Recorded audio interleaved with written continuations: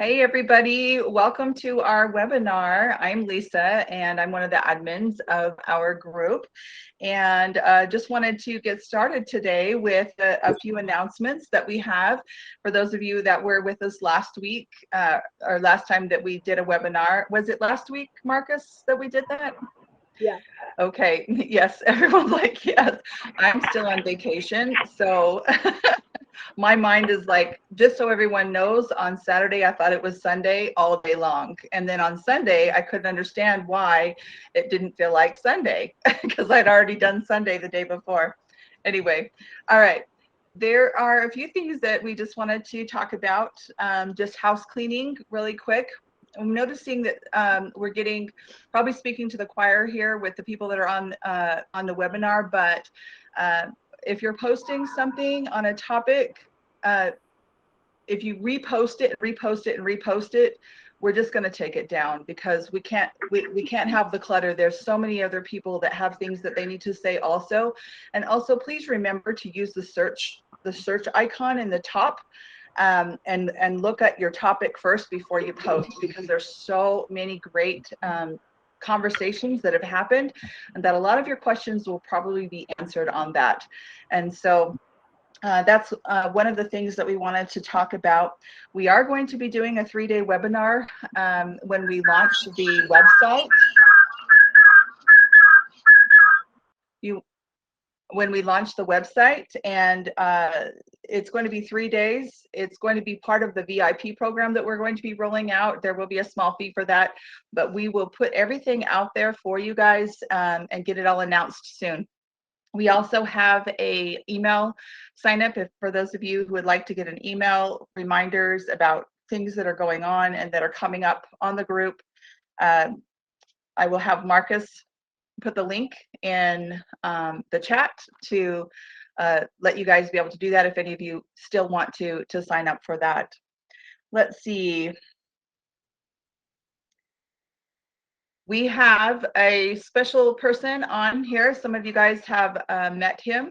We partnered with another group, and the group is called Shop Talk. They specifically only do marketplace shops, and the gentleman's name is Christopher Sean Johnson, and he is partnering with us. He's an admin. We have joined forces together, both of the groups, and so we will also be recommending people that have hard marketplace shop questions and refer you over to that group. And we will put a link in the description and also be posting it to the group site. So we want to welcome Sean to the group and to our admin team, and we're excited to be partnering with you on that.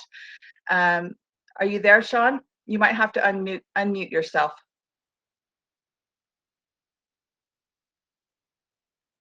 I don't know if he can or not, but whenever you get to that, then go ahead and unmute yourself. But anyway, there's also a proposed bill that's put out for the state of Arkansas that a lot of you guys have been questioning, and a form that everyone keeps having to fill out, your address, your information. On that, a lot of the questions, it says if you put your email, your home address, is this a home? They're not going to post that information. Marcus actually had on his, where he showed exactly how his profile changed on his personal profile and exactly what it said. Marcus, you want to talk about that a little bit? And then if we can get Sean unmuted, we can both talk about, we can all three of us talk about that. Sure. Yeah. So that was last night. I got it right about 5 o'clock Pacific time, and somebody's got an airplane going off. That must be Sean. It is. Yeah, I did a little bit of research. At first, I thought it had to do with the $600 limit that for high volume sellers was put through with the American Rescue Plan. But it looks like, from what I can tell, I'm not an expert on any of this, but it has to do with a bill that was passed in Arkansas that is requiring high volume sellers. Sorry, is requiring marketplaces that have third-party sellers to disclose some basic information about themselves. And then the marketplace also has to keep some more information about them, but they don't necessarily have to disclose it to the consumer. So that's what I determined that it was. It was I don't remember the details. I think it was 200 transactions and 200 only transactions.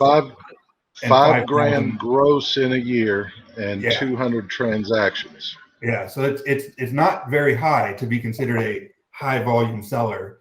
And then it just put a little blurb on my commerce profile. I need to go into my shop and do it. I haven't done it on my shop yet. It was pretty straightforward. I know there's some issues with it not sending the link to your email. I was actually able to, I wouldn't recommend this, but I was able to go back through it again a second time.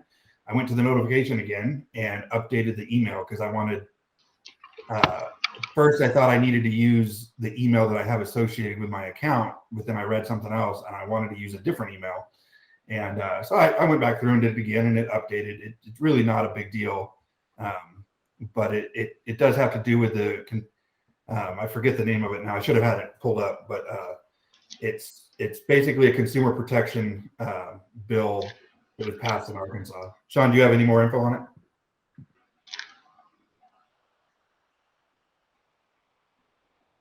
Sean, can you hear us? I'm here. Can you hear me? Yeah, we can hear you. Do you have any more information that you wanted to add to that, what he just said? Well, anybody that knows me knows that I'm the eternal conspiracy theory guy. No, not really. No Okay. nonsense Sean is what I'm calling him. No nonsense. Okay, there's certain coincidences that this bill brings up. The first time it was introduced to Congress was the 3rd of March of this year, right about the time views and everything started crashing on Facebook. That was the first mention of it. It was brought onto the floor of Congress on October 5th. Also, seems kind of funny that that's when Facebook went down. The October 4th into 5th. So those are strange coincidences. So what I think that's been going on is since March, I believe there's been kind of an internal audit by Facebook going on. They've been analyzing, and what's been going on Facebook from a seller standpoint adds to that. Since October, the restrictions, the bans, the everything have gotten more and more severe. Back, all this spring and summer, we all know that they were going on way more than they had been. Things slowed down majorly. Okay, I think for the most part, sellers that are, for lack of a better word, legitimate, as far as having a registered business with an EIN, with a state tax ID, everything, I believe no problems at all. There's really not going to be that big of a difference. The only difference is all of a sudden at 200 sales, basically $450 a month to achieve the 5,000, we're all of a sudden high volume. That's a very low bar for high volume. So what I'm reading into it is this is just a major play. They want to make sure that every dime is accounted for tax purposes. We had the $600 threshold where the IRS can go in and check accounts. That applies to your Facebook account, your Etsy account, Poshmark, everything. It's not just your bank account. It's anywhere where you're holding money. So you got to read that into it. There's a lot going on outside the platforms that play into this. So I just always say, watch your six, keep your head on a swivel. It's we have to look at all aspects. But if you read the bill in detail, it pretty much lays out that you're going to need a business license. If you plan on doing more than $5,000, and if you're going to do more than 450 a month and 200 units in a year, if you really just take a cup of coffee and some time and read that bill, it lays it out that you're going to need a business license. So that is going to be of benefit to legitimate business sellers online, because this is going to be a nuclear bomb to illegitimate offshore sellers out of country. What we're going to see in the next 2 or 3 months, you notice how the marketplace warning doesn't say January, it does say February. It says early 2022. So there's little cryptic things in here that we have to watch. But I'm just now really diving into the bill, but we'll get back to it. But go ahead, Lisa. That's all I had to say about it. Oh, I was just going to say, I don't think that the IRS thing went through on the $600. I think that got squashed, but it doesn't mean that everybody's not preparing for things like that and making everything, you know, on the up and up, like what you're talking about. The bill, as far as I knew, hadn't been passed yet, but they expect it to pass, and that Arkansas was leading the way. Is that what you guys got out of that? It's at a vote Yes? at 14 Republicans, 13 Democrats right now. So if it's starting out with a bipartisan that strong, it's going to go all the way. Okay, so we're going to keep an eye on that. One of the things that we've got Sean online now, wanted to talk a little bit about his shops and what he does with his shop platform. It's specifically just shops and people who are serious about their shops.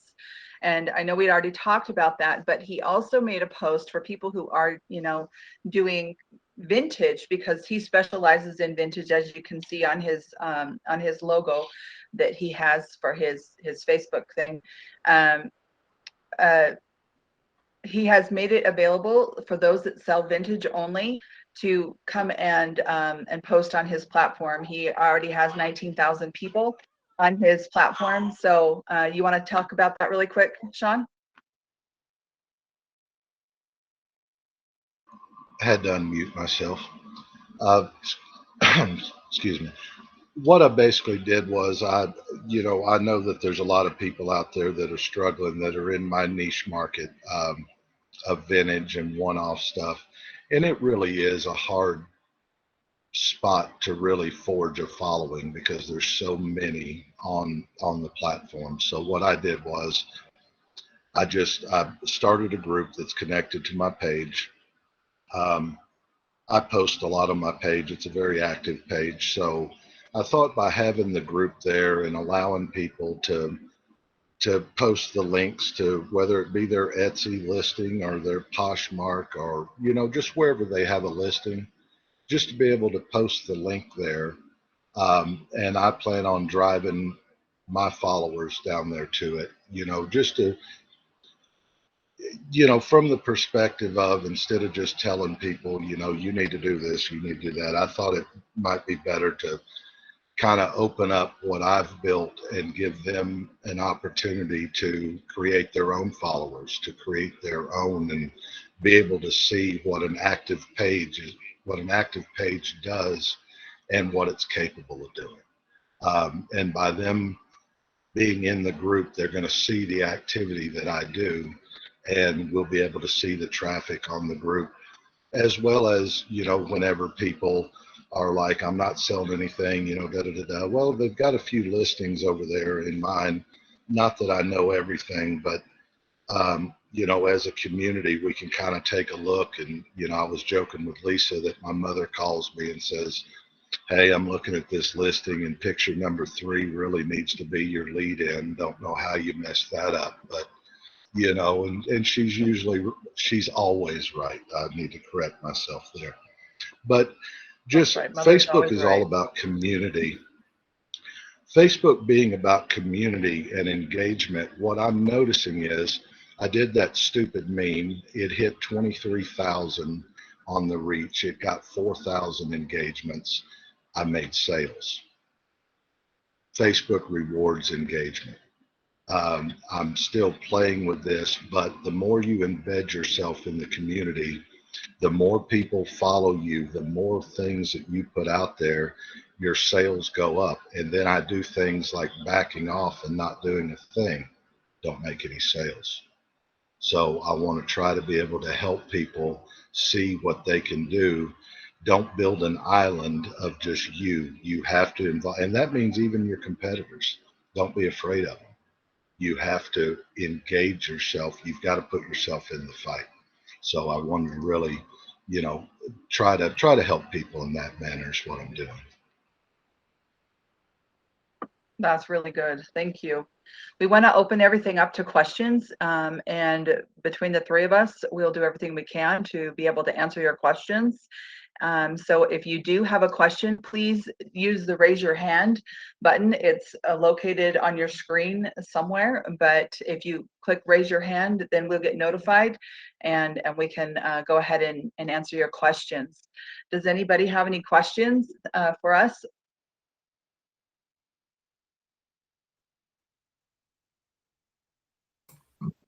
Nancy did.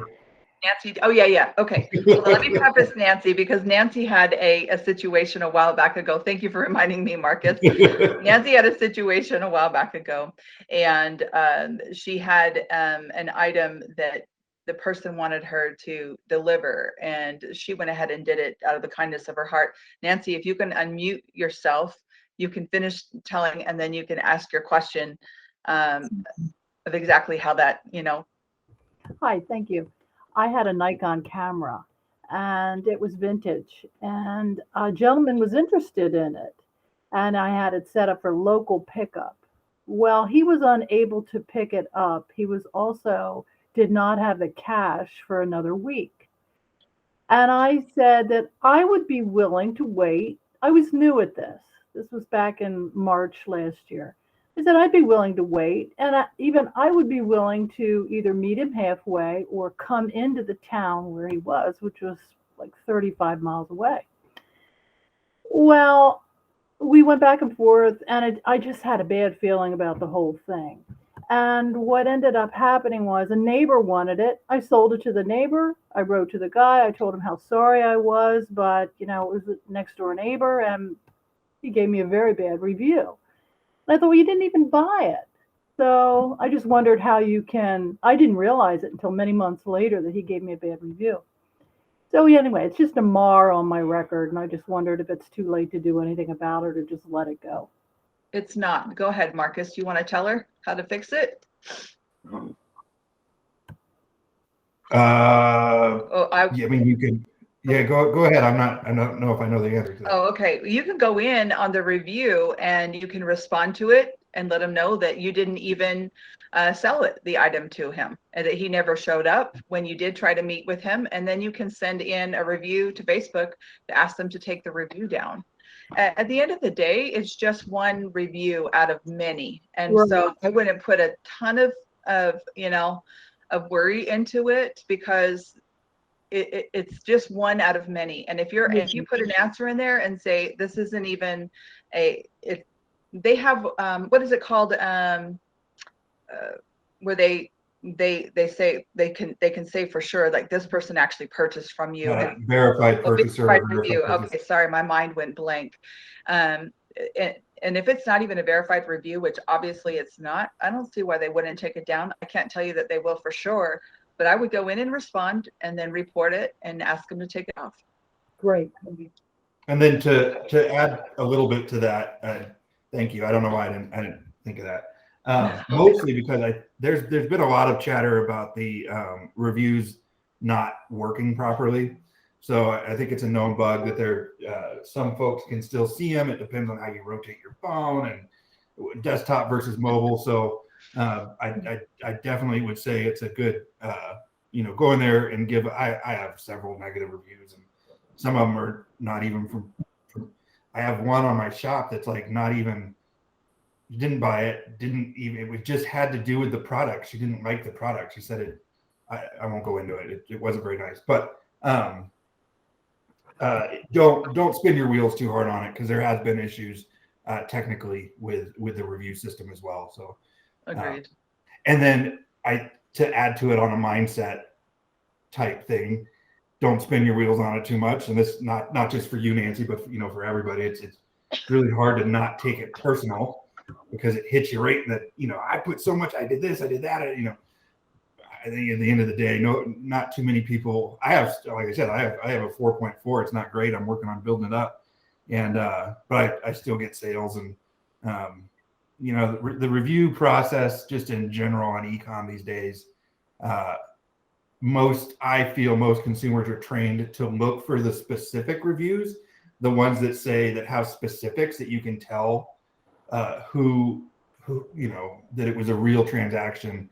I mean, that's what I do. I scroll through and I looked at, okay, well, this one's, how'd they give them a 1-star review when it took USPS? Well, I'm just going to throw that one out. I'm not, going to even look. I look at the ones that are specific to the transaction, not the overall score. But I know it sucks when you drop from 5.0 to 4.9, or that's that hurts. Everyone wants an A in the class. Yep. Thank you. Who else has a question? Hey, Lisa, I'd like to give feedback on the rating if I could. Oh, okay. Alex is the Dorito chip in the jar guy and that we had on Sunday. I've actually had a lot of really fun feedback, people that have said great video, loved it, and everything like that. Does anybody have any comments or personal feedback that you'd like to give Alex about this? Before anyone shares, I'd like to give feedback on the ratings question from Nancy, if that's all right with you. Oh, I thought you were talking about your Dorito in the jar video. No, I wanted to. That's okay. Yeah, go ahead. Yeah, go ahead. This is a big picture thought, Nancy, and for everyone that I learned from one of my mentors a while back is that having a mix of positive and negative reviews is actually a sign of a healthy profile. Although I don't like it, I had someone purchase one of my premium Dorito in a jar items and left a nasty review and said it wasn't dusty enough. I thought it was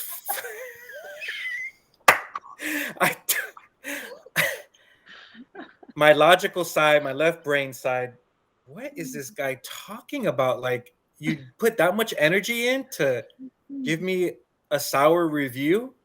The right brain side thought, wow, he really got into it. Then the big picture macro side of myself said, you need to have a healthy mix of positive and negative reviews or else you could look artificial. And there's plenty of articles out there. You could probably Shopify and other marketplaces have blog posts talking about if you have a perfect rating, it can look. And so people, we know, at least in America, my experience is people tend to react quick and make hard confirmations on soft data. So I think the safe bet, I have a 4.8. The prideful side of me was like, I don't like that. I want the 5.0. I work hard on my marketplace account. The wisdom side of me said, you know what, that's actually a good mix. And what technically happens, and this is from my days of doing paid search marketing and even online reputation, believe it or not, executives will hire companies a lot of money to drown out a negative post with a lot of positive posts.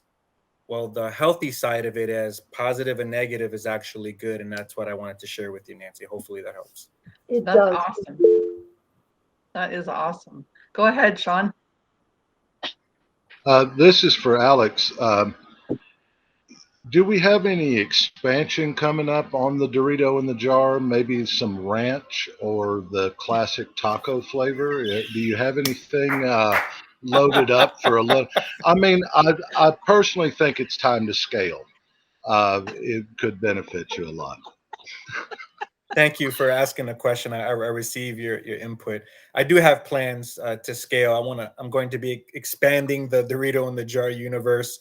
I have a website in development, and due to year-end goal setting, I have relatives that are very sick. I needed to reprioritize and then regroup for the new year, and it makes sense to come with better momentum for the new year. But I got some stuff coming for you. I have to admit that we've had some pretty fun comments, and that was one of them. Thank you, Sean. It was a fun video to edit, and I think Marcus and Alex did a great job with the interview. I appreciate you doing that with us, Alex. Who My else pleasure. has Thank a you, Lisa. question? Of course. Who else has a question that we can maybe bounce around? So we had a couple folks join just recently. So if you do have a question, you can either raise your hand using the raise your hand feature, or if that's not working, just chime in. There's not a whole lot of us today, so you can just chime in or you know, whatever you want to do. So. While we're waiting for questions, I did want to say that we will not be doing Super Seller Sunday this Sunday or the next due to the holiday. I'm actually on the road and right in the middle of leaving again to go to my next destination. So this week and next week, and then the week after that, we will have another Super Seller Sunday. I've got a couple people lined up that are I'm excited to share with you. You know, one of the things that I look for we actually, no, I shouldn't say we look for, because Marcus sends me people that he finds and we discuss these things. But when somebody does something a little bit different, like the Dorito in the jar, or, you know, like Sean when we found him, or, you know, like Kelly when she, you know, talked about how she does her marketing and just sells locally and does well at that. Everybody has something unique. You know, Nate, when he's just local and he's doing crafting items and stuff. These things are important for all of us, because we can watch and take a perspective for ourselves and look at our own business and say, yeah, this is something I could apply to myself, or that's a good idea, and it's helping each other watch other people's journeys. Go ahead, Alex. Thank you, Lisa. I wanted to make mention of a really super dope post in the community recently from a Rami Lynn that really inspired me. It was about asking for positive and constructive feedback, not criticism, on how to better respond to a lowball offer. I thought this was great. I don't often see people ask for that kind of help, at least the way it was presented. It seemed humble, a little bit vulnerable. I got excited and inspired. I said, oh, wow, this is a goodie. I made sure I had time to look at it and process it. And I read all the comments. And one comment stood out to me was Megan's comment, Megan McManus, if I'm pronouncing it correctly, but Megan's response, and all of them were pretty cool in their own right.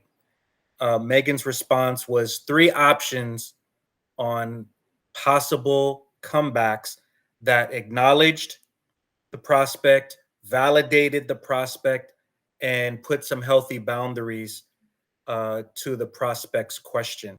And essentially, the takeaway for me that I got, the energy and the processing of that whole post and comments was, you know, we got to take the high road. The high road is what small and large companies do. And in fact, although it doesn't feel good, it's a great opportunity to showcase how awesome you are. I know I've experienced that with the premium Dorito in the jar. It's just a highlight because it's one of those kinds of products that causes people to react one way or the other. And whether it's Nancy's camera or it's Sean's talking about your shop and, you know, everything that goes along with that, or any product or service, although it doesn't feel good, it's actually a good thing to get negative drama because it allows you to show how awesome you are, because people buy people, not necessarily the products or services you sell. They feel good about you, so they're more open to jump on your bandwagon and buy what you're selling. At least that's what I found. So I was super moved by that, and I thought it was something that we could continue the conversation about, because how to respond to lowball offers and negative people in Facebook Marketplace could be the difference between they don't buy your stuff and they give you a negative review, like Nancy had experience, or like me, they bought something and then they gave like this really stupid response that, you know, I'm glad I'm able to laugh about it, you know, regardless. Thank you. And Alex just actually, I haven't got a chance to watch it yet, but right before our lunch thing started, he posted a video in response to that. So I did link it to the, and it's posted in the group, and I linked it in the chat if you want to go take a look at it. I haven't watched it yet either, so I'll watch it when we're done here. So One of our goals in the group is to have a positive experience. And I know that it's real easy to post when you're upset and frustrated about something, to just want to just blast and everybody get rid of, and then people want to get on the bandwagon. But what we really need to try and focus on is be solution focused, to find solutions to stuff, so that you're coming on the platform and you're looking for ways to help yourself find a solution to it, versus just being angry and let's just, get rid of it and everybody get on my bandwagon. So when you do post, I would suggest that you go ahead and think about the question and write it as a question, so that we can actually help you and raise each other up in the sales community, because that's all we want. That's the whole reason why this group was put together, was to help people become better sellers and to raise you up in the community to be better at it. Sean, you had something to say? It kind of ties into this, and I'm going to ask you to compose this because, as everybody knows, my warm and fuzzy isn't real good.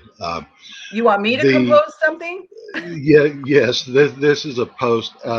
What I see a lot of is people really need help, but they don't know how to ask for it. And what I mean by this is they post, and instead of saying, I need help with this, or the question is, has anyone else done this or experienced it? Well, what happens is they didn't ask for an answer.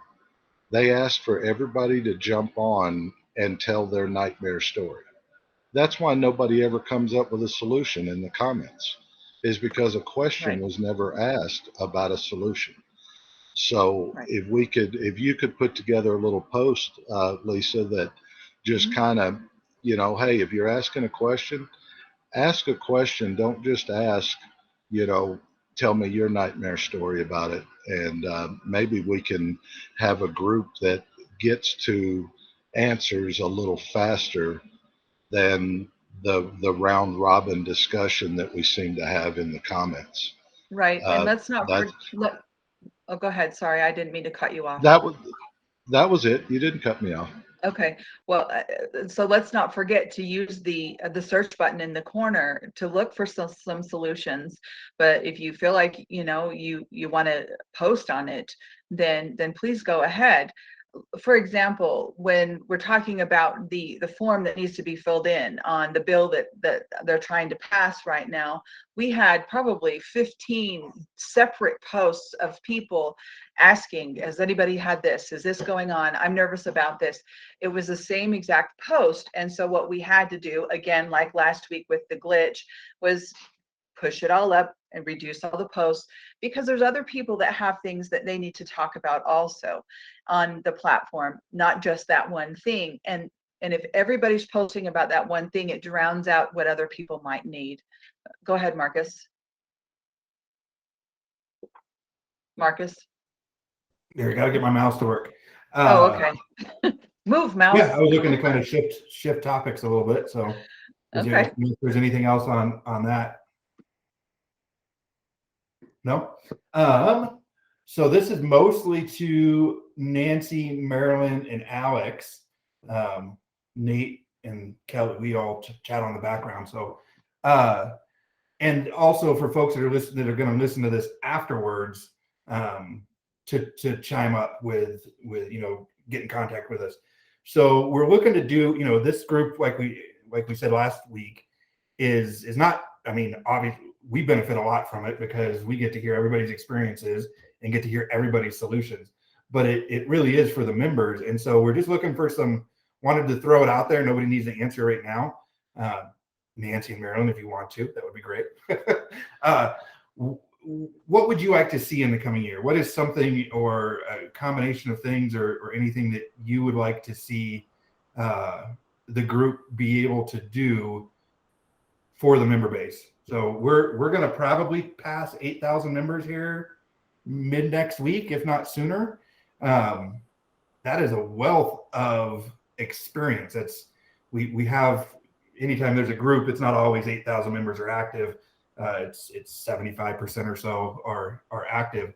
That's still a wealth of experience. So if there's events or situations or questions that we can curate to try to help everybody, so we're always open to ideas. Nancy, Marilyn, if you had any that you wanted to throw out here on the call, we'd love to chat about them. Looks like Marilyn's on twice. There you are, Marilyn. Hi. Oh, my Alexa picked up on that. So anyway, just wanted to throw that out there. Nate, Sean, and Alex as well, and Kelly, if you guys want to throw something up as well, we could chat about what we want to see. So anyways, that's all I had. I'm going to chime in. Can you hear me? Go for it, Nancy. Okay. Yes, I think what you're doing, I think everything you guys are doing is just great. I think it's a great venue for people, young people, beginners, newbies like me, to have a place where they can go and ask questions, get feedback, have the Facebook community. Marcus, didn't you say you were going to put together a, frequently asked questions kind of thing? But the thing is, you have to get people to click on the search, and they don't do that. And I think it's going to be a hard way I don't know how you're going to teach people to click on the search, because I get so annoyed sometimes where people just type, "I didn't get my money." Well, do a search. Yeah, and that's we have talked about that on the back end. We know the search feature. I don't know if you have video, works. I'm putting air quotes up, but it's not ideal. It's not great. It's not perfect, and so that's why those FAQs are going to be written. It's on my to do today, but we're getting a ton of snow. I don't know if it's actually going to happen or not. So yes, that is definitely a problem that we've identified, is how to raise the level a little bit so it's not the same question. But on the flip of that, everybody's got a journey, and that's what So it's a very good point that we've taken into account, and we're glad to hear it from you, from a member as well. That because the more that you're active in our group, the more the group shows up on your news feed. Right, pretty much the only thing on my news feed is our group and a couple other groups. I have to go to my brother to see my pictures of my niece, because my news feed is all our group. And so, mine too. Yeah, so definitely understand that we'll call it a problem. I don't know if it's but thank you. I think we had Sean and then Kelly. No, go ahead, Kelly. She was up. Okay.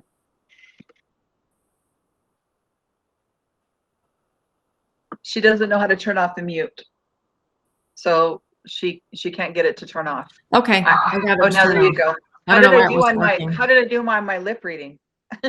I was impressed, actually. I'm like, well, she knew what I said. So, I brought this up the other day, and it's just an idea that I have. And, some of I have a whole nother business that I do, and I have a fairly large Facebook group that's about this size. And I'm a big believer in calling out the elephant in the room. So what we've decided to do, and I just think this is powerful, it's like when we know there's a problem happening because somebody's posted it, we've experienced it, some admin slaps up a post. We beat them to the punch, they slap up the post, then when we see people that are not reading, they're not using the search button, that's never going to go away, by the way. We have a certain culture in this group, and we can make it better than others, but that will never go away. So when we have a post, elephant in the room, we're not getting paid, we already see it happening, somebody puts up a post, every other post that comes in, we tag that person right underneath that post and we delete their post. It's all the same question. And then that way, when people start to see us do this, it takes care of a lot of what I think Nancy was commenting about, or many of us are commenting about. I know people don't like to feel stifled. Facebook is a social platform, and there's nothing worse than being in a group where you feel like you can't really say anything, or someone's just going to come after you. You can't be frustrated. These are normal things to happen in business. What we're trying to do is organize that frustration so that it's just not bleeding over into everything that we're doing. And so it's just a recommendation I have. It's a thought I have. I know I said that last week, and Marcus, I think very quickly you slapped something up there, and I thought, awesome. And I know, and listen, this doesn't diminish the awesome work that we do, where once a week we're talking about bugs. But again, that is if somebody knows that happens on that day, if they happen to see that. But as we can see, that in itself does not stop people from needing to air their frustrations. And we don't want to stop people from doing what we want them to do. We just want to help organize it. Agreed. And so that's just a thought that I had. That's Agreed. fresh right there. Somebody should bookmark that. We'll feature her later. Oh, I've learned the hard way, Alex. Let me tell you, my friend. All But right, it works. It really works. Go ahead, Sean. When you, Kelly, if you do figure out on your group how to stop it, make sure you share that with us. Oh, I'm going to bottle it and sell it like a Dorito in a bottle. Yeah, I'm going to do the same thing. That's right. This is more on a technical term, and it just crossed my mind. As we know, on regular marketplace, the miscellaneous category lost shipping or on that. On the shop side, the miscellaneous category hasn't even been available. If you look at the taxonomy list for Facebook shops, it's not even there. A lot of the platforms and everything, and Facebook is no exception, are using Google categories harder than they are any other categories, because Google changed up their SEO a little bit earlier this year, about the same time that Apple released their little operating snafu. So what I've started doing is, when I'm doing the title for an item, I actually pull up both. I pull up the Google taxonomy list, and I've got a generator that you type in what it is and it'll guide you. But anyway, keeping the taxonomy, the actual category, very short, not finishing it out. Like on Google, it's home and garden. On Facebook, it's home. I really only go one level, maybe two levels deep in actual category taxonomy, and then let my title finish it. Stay under 65 characters and hit the high spots. No, don't worry about putting in beautiful and luxurious and all that sort of crap. 65 characters and finish your taxonomy. Leave the other words for your description.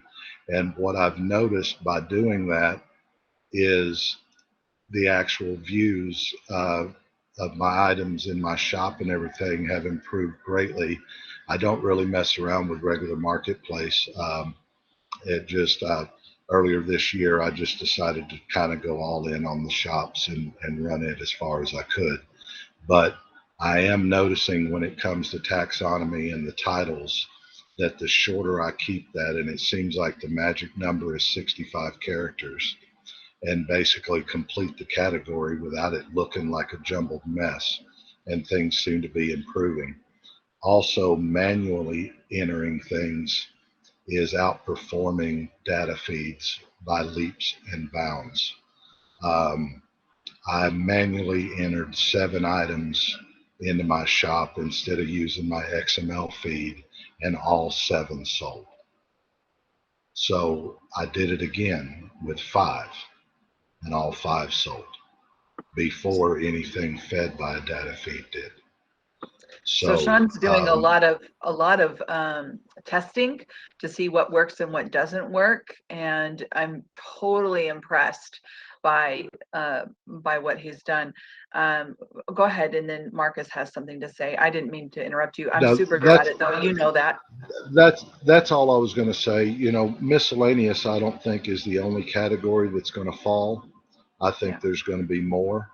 So if there's a category that you list in regular, you just want to take a look at the Google category list, and don't make this mistake. This is incredible. Category 377 in Facebook is home. Category 377 in Google category is electronic devices, yada, yada, yada, yada, digital storage and digital drives. I ended up with 153 items listed as digital drives because it turned category 377 from Facebook category to Google category. So that's where it's important. In the back end, these platforms convert that into a number, not words. So if you, and I'll actually post it to the group, I have the full taxonomy list for Google and Facebook, as well as the Google taxonomy generator, where it'll tell you exactly where it is so that you don't make the mistake that I did and the number cause it. Because I was wondering, I was like, I haven't had a view in so long. So I look, and yeah, that obviously wasn't digital drives that I was selling. But also, let's make sure everybody remembers that I believe the post office cutoff for Christmas delivery is coming up in about 3 days. So this is the last push for guaranteed delivery. So that's all I had. Hey, Sean, could you give a 30-second or 15-second like explain, like I'm five, what is the taxonomy sheet and kind of what it's used for? Because it's applied Yes. to not just Facebook, it's used all over the place. Right. So what a taxonomy is just kind of think about it as a ladder, okay? And each item in the taxonomy is a ladder. So okay, so you got a candlestick. Let's call it a crystal candlestick. Okay, so you're going to start out with, if it's I don't know the exacts right here in front of me, but let's call it home, and then the next step of the category is going to be home decor, and then you can go decorative accents, then you can go candlesticks, then you can go crystal. So it's how detailed you're describing that item. You can do it one of two ways. You can run the actual taxonomy out, which when I post the listings on the group, you'll be able to see how taxonomy structure is built. But the best way of doing it is, instead of relying on the taxonomy itself, instead of calling your shot and saying and listing in the category of, let's say, crystal candlesticks, what I do is I take it as far as home decor, decorative accents, leave it. Then in my title, I pick it up with the brand, Waterford Crystal Candlesticks, vintage. I finish my taxonomy utilizing the title instead of lumping myself. If you take the taxonomy as far as the category collection, if you run it out too far, then you pass up potential impulse buyers because they might be looking for candlesticks, but maybe not crystal candlesticks. So yours is so defined, not that they won't see it at all, but if you'll finish your taxonomy with your title instead of the actual category, you open yourself up to everybody that's just searching for decorative accents. Now all of a sudden you're in there. You haven't narrowed yourself down. You want them to see you. They'll see you eventually, but they'll see you more if you rely on your description. Also on taxonomy, everybody's done this. You're listed on Marketplace, and it's obvious to you what that item is. But you choose a category and you look down there, and Facebook's giving you suggestions of 10 other things that it is not. Okay. That isn't time for you to jump on miscellaneous or go ahead and put whatever category you want, because those suggestions down there is what the bot's going to do anyway.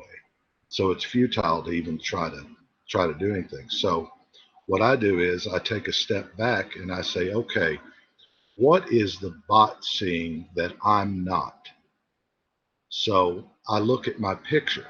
Is there something in my picture that bot is comparing to something else? How is it drawing this line? Is it in my title? Is it in my description? 9 times out of 10, by making a few alterations to my listing, whether it be title, description, or a different picture, those suggestions change. And most times they change to where it is something that makes sense. So it's kind of giving you a hint of, hey, I know that you say that that's a blue bowl, but I'm seeing a flight helmet. Well, why are you seeing a flight helmet? Let me take a look here. It's just to use an example.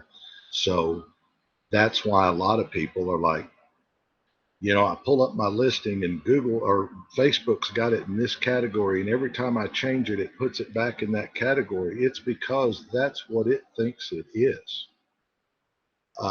And unfortunately, uh, its decision ultimately rules the day, because that's where it's going to put it, because it made the decision. It thinks that's what it is. And it pretty much thinks we're all morons. So try to make that fit in a little bit better. If it's giving you some kind of wild suggestion, figure out why. But pay more attention to the title, the taxonomy, the suggestions, and I think you'll see your view count go up. And we all know what happens when that happens. You make more sales. Basically, you're targeting a lot better when it comes to the marketplace fee. But that's it. Sorry, a little longer than 30 seconds. It's okay. It was actually a really good description. What don't you think, Marcus? Yeah, absolutely. And I think that's a good subject to add to our list of some stuff to break down a little further later on. So. We had Alex and Kelly up next. I don't remember who was first though. So go ahead, Kelly, since you're already unmuted, and then Alex. Yeah, so Marcus, I'm glad you asked the question for further description. Sean, that was amazing. Thank you so much. That is the first time I've heard it broken down like that. That makes me think of two things, because I do hear this category thing come up. Which category is better? Not do I know which category that this item really fits in, but how are those bots thinking? And one thought was, and I think I'm incorrect in this, is that if we take it down, and I'm not going to know the exact word, Sean, that you use, but let's say I take it down to the second tier as opposed down to crystal candlesticks. My thought process was that's such a big category. I'm now competing with the millions of people in that category. So my item won't get seen. And you've helped me understand that that maybe by finishing that in the title, and if I'm understanding this right, you can finish it in the title, you'll open it up to more people that might see it where they wouldn't be seen, like they could impulse buy it, finish it in the title so that if people are actually searching that, they still find it. So I think that is, if I'm thinking correctly, and I'm sorry, there's a part 2 to this. And I don't know if that's a question or a comment that I just said. I'm not being very clear. Just what my brain is doing. And the second was, do you have any input, Sean, on hashtags, like I know the tags are gone. That's not what I'm asking, but actually in your description, hashtagging. Do you know anything about that? Does it work? Does it not work? Would you mind commenting on that?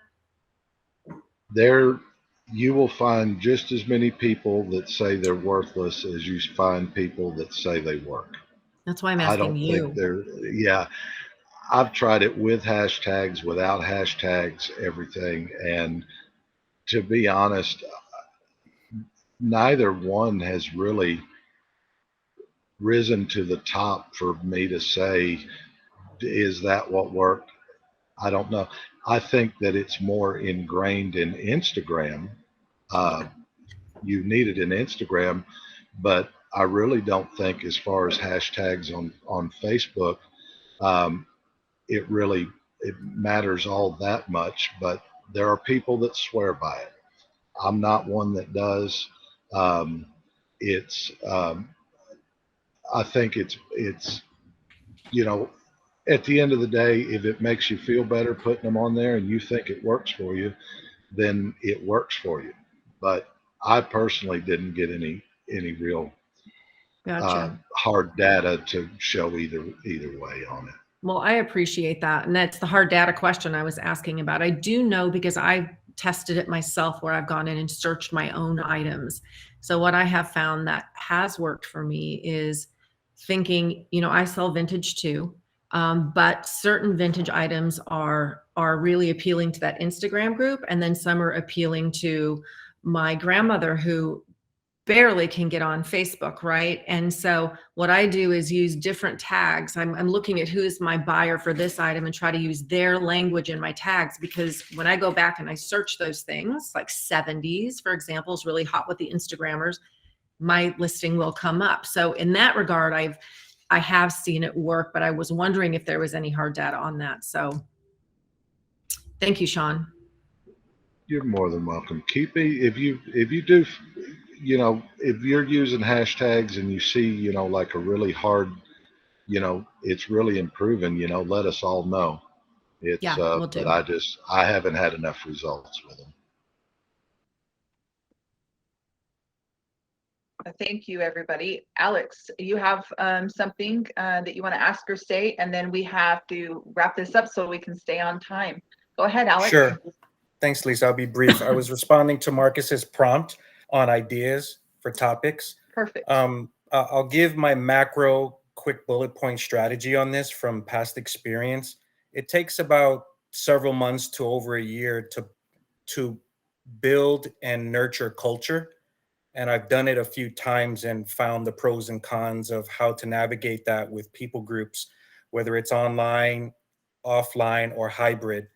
And I'm speaking to the hybrid. But to our use case, having stopgap videos, like I'm starting to test on the platform with Marcus and Lisa's guidance, to either do short form or medium form video responses, will allow that a little bit deeper connection, one level deep, to add value to the group. If I know that it's something so generic and concrete that it's really objective, I think people would vibe on that. For instance, I'm about to make a response about how to show an efficient process to scripted answers. If you have a product that really pops or that it's really in demand, it's time consuming to do it manually. So having the question and the answer in a Google document, for an example, bookmarked, allows you to copy and paste and get through your daily routines during your marketplace journey a lot quicker. Secondarily, the other bullet point to take away is that having proof of concept on video allows you to see which videos you can iterate or just copy paste into an offline website where you can control the gates and really guide people, whether it's a knowledge base or a membership or some other form that gives you more choices than Facebook Marketplace does currently. And third and lastly, I think that taking those 2 points I mentioned and try to be creative with the quote unquote restrictions of the platform, to Kelly's point, would allow us to have a really strong, what's the word I want to use? There's a word that's used in the business, housekeeping matters. So maybe one of the video workshop concepts could be, hey, if you want to search for something or if you want an answer to a question, check out this workshop video where we actually go through and show you how to use the software. Wow, what a value add-on that doesn't need to be anything more than 5 minutes max. And you can have 1 or 2 topics for 20-30 minute, Q&A kind of thing that would be one element of building culture. So just imagine if you have 75% of a 7,000 member group, let's just use 4,500. That was the number that Marcus gave me a while back. Well, you're going to have early adopters, regular adopters, and late adopters. Well, what we want is the early and the middle adopters to start picking it up. And then what you do as administrators, that I found that works for me, is you get the people to police the people in a very respectful, kind way. And so you streamline it, to Kelly's point, the how. So it still allows for freedom of expression, but it guides it with having structure that is appropriate for the platform. Thank you, Alex. Marcus, do you want to wrap us up and close us out? Sure. I was just going to call out Patrick, but he left right before. We had Patrick, the marketer. We've done We did a couple Super Seller Sundays. He runs a fairly robust YouTube channel focused on Facebook dropshipping. So he was sneaking around in here. So no, he's a good guy. We have some good videos. Totally good guy.